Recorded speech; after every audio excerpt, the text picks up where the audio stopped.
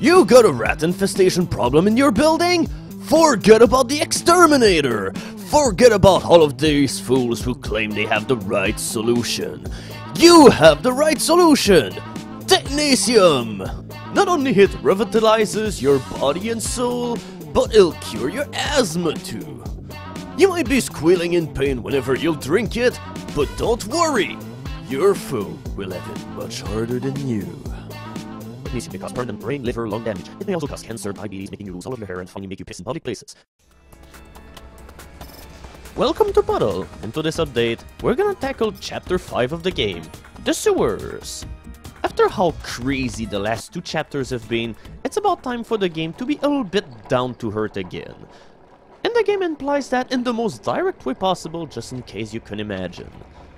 So, gameplay-wise, this chapter is pretty similar to Chapter 1, but with that said, at least this chapter is a whole lot more eventful than Level 1 was, because it has a lot of really insane things. I mean, remember your local friendly sewer system where there was plenty of flamethrowers as well, then flame sources everywhere, and all of those crazy physics puzzles where you have to maneuver really carefully in order to not burn your liquid to death? Well, your tax dollars at work, ladies and gentlemen. This is what you're paying money for. I do like this chapter for some reasons, however. First of all, I really love how absolutely disgusting your liquid is into this level.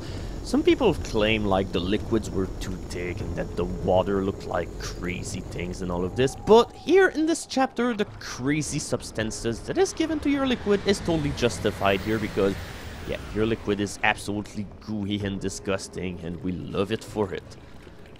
Your liquid also has the capability to stick to the more rugged surfaces where you see plenty of grass sticking out, so your liquid will move a whole lot slower and it'll allow you to control it better for the tricky parts like this one. Considering that there's often grass here, it's pretty easy to keep your liquid in check. So the level ends with a physics puzzle. You don't even need your liquid in order to move the hammer around. You need to use the camera here. It may take some time getting used to it, but you'll do it eventually. The only danger here is that you must not swing your hammer too much to the right, because by doing so, you'll send your liquid straight in the fire.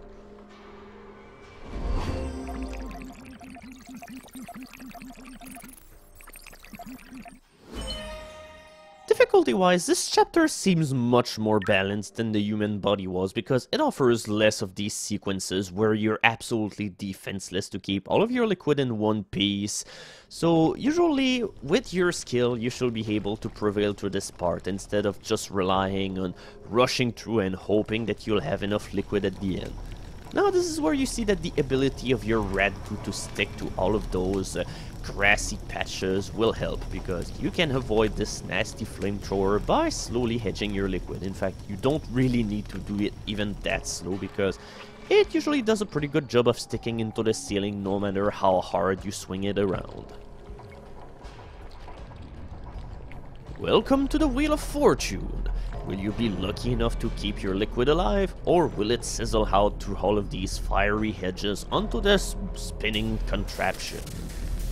Yeah, our liquid at the top really didn't have a whole lot of luck, but at least we managed to salvage some of it. So, by doing this puzzle the way that I did it, you're gonna take the long road, which has an additional obstacle thrown to it. And well, that's completely justified considering the fact that this is the easiest one of the two exits to take. I'm gonna take the other exit whenever I'll be doing the extreme difficulty run of the level. Oh, and by the way, our tax dollars have to be used in order to make moving flamethrowers in the sewers. This is something that we absolutely need. So we're introduced to one of the other new mechanics of the sewers. We now have the air jets. That's pretty much the equivalent of fans into this game. Yeah, you have to move liquid around using these. Did I already tell that you need a whole lot of patience in order to play this game? Because if not, here it is again. It's always a little bit tricky to move your liquid around in the jet streams because of the unpredictable nature of the liquids, so you may end up losing some part, but at least for this one level, you're given a free ride through all of this section. It's impossible to lose any kind of liquid into this section. And since we had a great chunk of our liquid handy, we were able to open that gate with only one go, because if you bring in very few liquids at this part of the level, you're gonna have to take multiple passes through the wheel in order to build up enough power in order to open the door. So, just in order to illustrate the schizophrenic nature of this game at times, this is pretty much the part of the game where the developers decided, oh, Super Meat Boy is a fun game, so we need to do levels exactly like this, but with liquid. So, enjoy the next 2 levels, because these are pretty much obstacle courses. Yeah, those jet streams, however, are really fun, because you can push your liquid in pretty much every single direction imaginable. So, we now have to deal with saw blades. The best way to jump over saw blades like these is to slow down just as you're getting to the jet stream, and while you're starting to be pushed by it, you rush forward in order to gain a whole lot more momentum in order to do the jump. As for this section, it's really tricky, even on normal difficulty. I have to say, this level and the upcoming level do have a significant amount of changes on the extreme difficulty, so this level, as you're seeing it right now, is a whole lot easier now. Okay, so despite almost failing that last section, I still managed to almost get a gold medal. That's pretty cute. So anyway, we'll just keep going, mainly because I'm gonna keep all of the chapters in one video from now on, just in order to make things flow together a little bit faster than usual. So essentially, this and the level that came just before are concentrated about doing really tricky but really short obstacle courses. Whenever you know how you're doing things, both of these levels take something like less than a minute. And thankfully, whenever you're playing on normal, both of the levels cut you plenty of slack. Yeah, you might think this is impossible to get over this saw blade, but thankfully it breaks apart and you just use a hair vent in order to avoid it. This section, however, is really hard to get a hang of. It's really hard making your way down here because you have to contend with the saw blades and you have to figure out how the physics of the goo work whenever it's being blown over by the fans. Yeah, things definitely went well this time around, but you can be sure things aren't going to go as swimmingly whenever we'll do it on extreme difficulty. More on this later. So we just uncovered a glass bottle that acts as a souvenir, but okay, how the hell did that make it swim from Tahiti all the way down here? So anyway, this is fragile, but I'm sure... Okay, it really is fragile a whole lot. We can't afford to take too many bumps because, yeah, we're gonna crack our glass right open, and if it has too many cracks on it, our liquid will start spilling out and things aren't going to go very well for us. And we also have to mention that this is the longest level of the entire game, so the level really doesn't look too well upon those kind of mistakes. But hey, we've had 2 cracks so far, and it doesn't look as if we're losing any liquid. Oh, come on, even that blows our glass open. Oh, okay, now it's on. Once you get too many holes onto your glass, then you're onto an inevitable race against you losing all of your liquid, because the moment it spills out from your glass, it's gone. And there's no way to stop this from happening. There's absolutely no repair shop down here into those gloomy sewers. Wait, we can survive that kind of drop? Oh, okay. I guess we can if there's plenty of moss downwards waiting for you. Yeah, the level might be a little bit long, and there are some sections which kind of repeat themselves, but the level becomes a whole lot more tense whenever you know you're racing against time, either in the department of the medals, or simply making it through this. Ah, yeah, just because I hit the side of that wall which wasn't covered in moss, I ended up losing more liquid. Oh shit, things are really not looking too good here. But I'm pretty close to the exit, so hopefully I'll...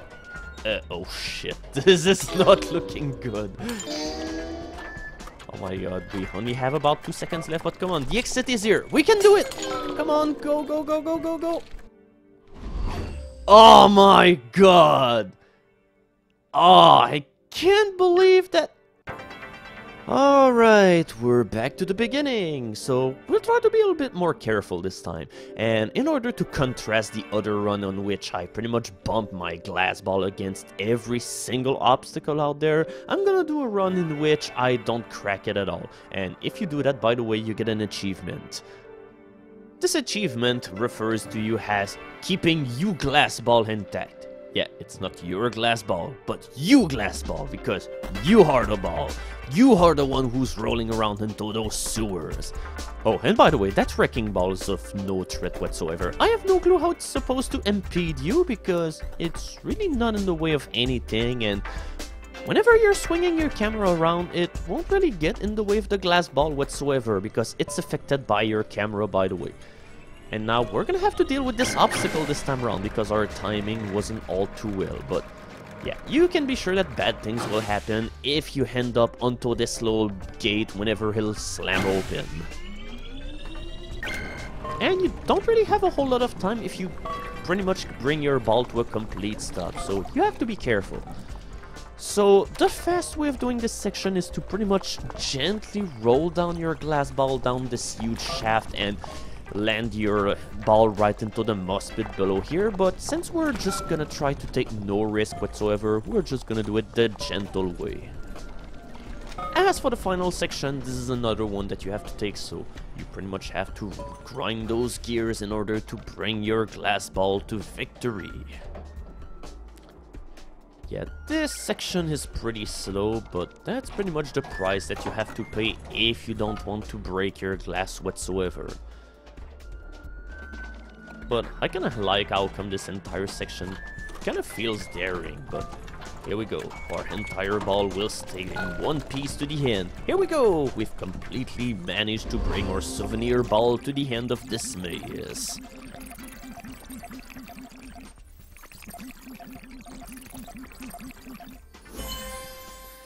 Yeah, this level pretty much takes an entire 3 minutes in order to finish.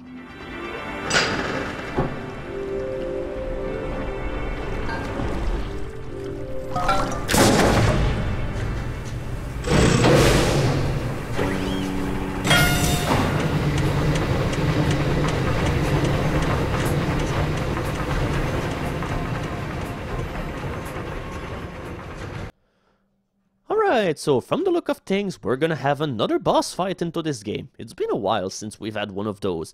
And it's a pretty weird boss fight because, well, into this boss fight you have to fill an ink bottle. But of course, you can be sure that they're not gonna make things that easy for you because there's plenty of floor into the way to cover up the way to the bottle. And finally, you have to open all of these gates by dropping ink inside them in order to make it so that your ink bottle doesn't fall off the cart. Also, the music for this level is pretty upbeat, which is a nice change of pace from the rest of the chapter, which had really slow going music where the mood was pretty somber and kind of melancholic. We're gonna fill up an ink bottle. Okay, yeah, it's really not catchy at all.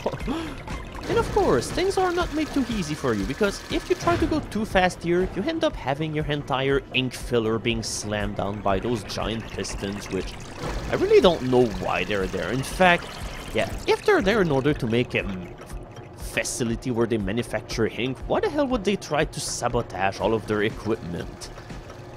Yeah, this sewers first had flamethrowers, and now it defies all kind of logic again with failed corporate strategies. And yeah, you do need to fill up your entire ink bottle, because otherwise you're gonna lose a level. And yeah, this level is pretty much an instant gold medal whenever you finish it. So we're done with the 5th chapter!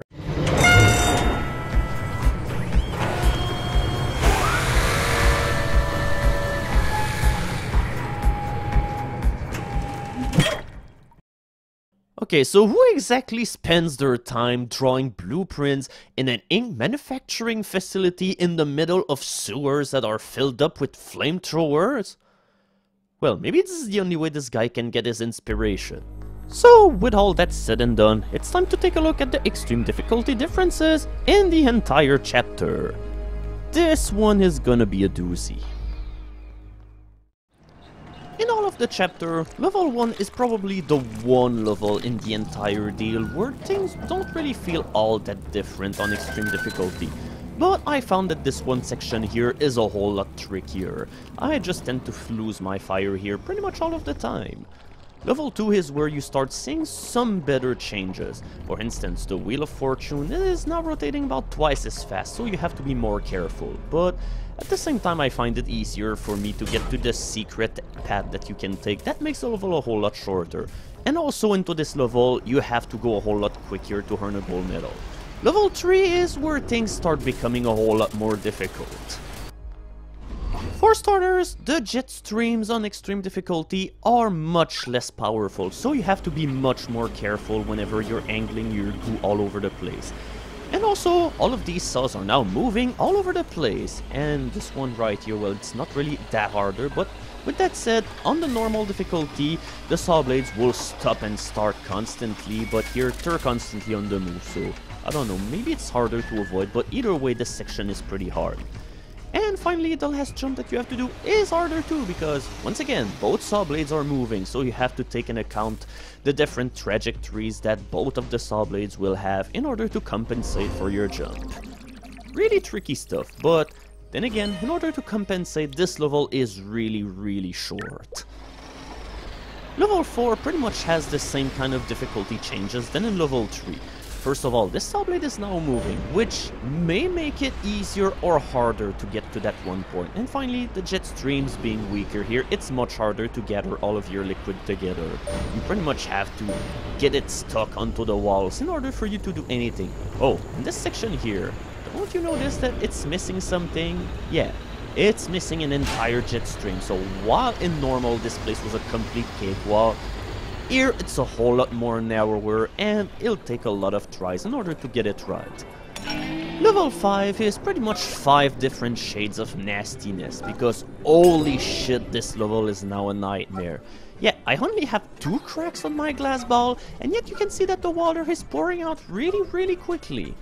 And since I did that at the beginning of the level, there's absolutely no chance that I'll get it to the end in time. In fact, I've had 3 cracks and I think you lose liquid about 3 times faster, and to make matters even worse, this level has a much lower power time, so it's a whole lot harder to get a gold medal here. I mean, you have to be a whole lot faster, but the game punishes you a whole lot more for your mistakes, so it's the hardest level of the entire chapter to get gold on. As for this level, they pretty much sped everything up. The game pretty much moves about twice the speed that it normally do here. This cart moves a whole lot faster, so it's definitely harder to pull your strategy through for filling the bottle as well than navigating all of the little obstacles that you have around here. And finally, remember those pistons. Into the normal playthrough, I was able to go to the end without any kind of a hitch. Now let's see what happens. Yeah, you don't have that kind of luck, so refilling your bottle here is a whole lot harder. So here we go, now we're done with the level, so we're gonna finish the level in order to see the other change that we will see into this level.